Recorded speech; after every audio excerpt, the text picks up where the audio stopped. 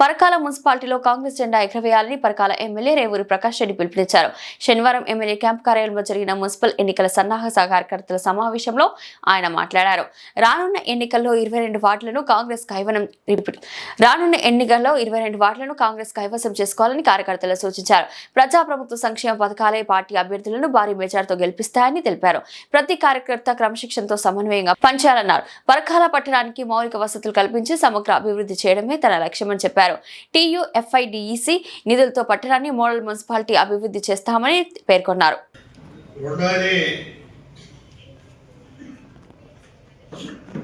మన పార్టీ అనేది ప్రజాస్వామ్యబద్ధంగా ఉండాలి. వాళ్ళ మోడీ గారు కానీ ఎవరైనా మాట్లాడితే కుటుంబ పాలన అంటారు. కుటుంబ పాలన అనే విషయంలో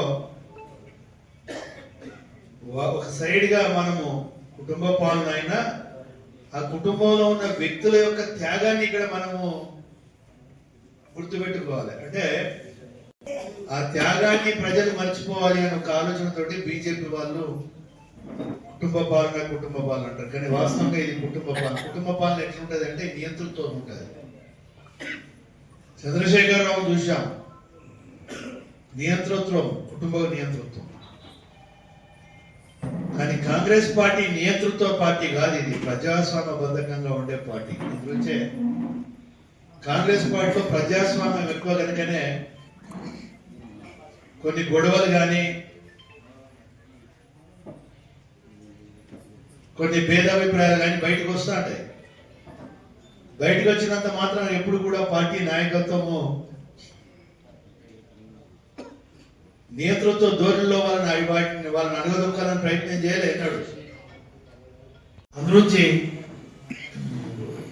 నువ్వు చెప్పినా ఇప్పుడు ఒక కాంగ్రెస్ ఫ్యామిలీ ఉన్నదనుకో, దాంట్లో వాళ్ళు ఎవరైనా నిలబడ్డా కూడా కడుమలైన కాంగ్రెస్కి ఎత్తారు. వీడు గెలిచేది కాలేదు, వేడవారికి మళ్ళీ లాభం ఎందుకు జరగాలని కాంగ్రెస్కి ఎత్తారు. ఎందుకంటే ఆ నిజాయితీ నిబద్ధత అనేది మళ్ళీ ఓటర్స్లలో ఉన్నది. లేకుంటే ఎవరి పైన చెప్పబడితే వాడికి వెళ్తారు. పార్టీ కాడికి వచ్చే వరకు ఆ నిజాయితీ నిబద్ధత ఉంటుంది. అందుకే దయచేసి అటువంటి సిచ్యువేషన్ కూడా మన టౌన్లో డెవలప్ అవ్వద్దనేది నా రిక్వెస్ట్. ఇవాళ ఈ అబ్జర్వర్స్ కూడా మీ కుటుంబ సభ్యులాగా దయచేసి మీరు చూసుకొని చేస్తే 3-6 గెలుపు. ఈ గెలుపును కార్యకర్తలకే అంకితం చేస్తున్నా అని కూడా చాలా స్పష్టంగా చెప్పారు. రేపు ఈ మున్సిపాలిటీ గెలుపు అనేది కూడా మన టోటల్ సర్పంచ్ ఎన్నికలలో పార్టీ గుర్తు ఉండదు కనుక మనం సస్పెండ్ చేయలేము. అంటే ఒక ఇద్దరిని చేసినాము, కానీ పార్టీ గుర్తుంటది కనుక దీంట్లో మాత్రం సస్పెన్స్ ఉంటుంది. రాష్ట్ర పార్టీ ఆదేశం, అప్పుడేమో రాష్ట్ర పార్టీ ఆదేశించింది, ఇప్పుడు మాత్రము పార్టీ గుర్తుంటది కనుక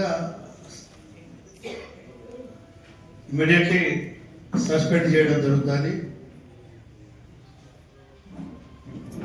సంబంధ మండలం ఉన్నప్పుడు సంపాదించాల కార్యక్రమంతో చేసిన నిధులే వచ్చే నిధులు చేసిన కార్యకర్తలను చూసి ఆడ 5 లక్షలు, ఈడో 10 లక్షలు, ఆడో 20 లక్షలు ఇచ్చారు. అవన్నీ పుల్అప్ చేసినాడు. మొదటి ఎమ్మెల్యే అయిన తర్వాతనే 6 నెలలు 5 నెలలలోనే